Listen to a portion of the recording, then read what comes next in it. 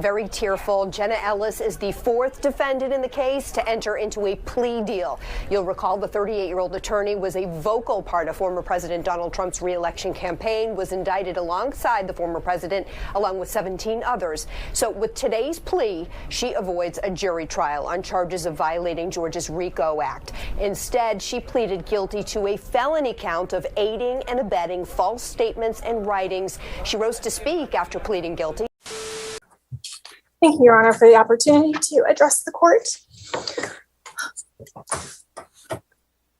As an attorney who is also a Christian, I take my responsibilities as a lawyer very seriously, and I endeavor to be a person of sound moral and ethical character in all of my dealings. In the wake of the 2020 presidential election, I believed that challenging the results on behalf of President Trump should be pursued in a just and legal way. I endeavored to represent my client to the best of my ability. I relied on others, including lawyers with many more years of experience than I, to provide me with true and reliable information, especially since my role involved speaking to the media and to legislators in various states. What I did not do, but should have done, Your Honor, was to make sure that the facts the other lawyers alleged to be true were in fact true.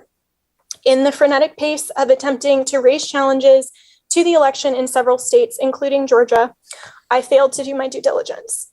I believe in and I value election integrity. If I knew then what I know now, I would have declined to represent Donald Trump in these post-election challenges. I look back on this whole experience with deep remorse. For those failures of mine, Your Honor, I have taken responsibility already before the Colorado bar who censured me, and I now take responsibility before this court and apologize to the people of Georgia. Thank you. And thank you, Ms. Ellis, for sharing that all too often. I don't get to hear the perspective of the accused in these cases, and so that's appreciated. The regime crushes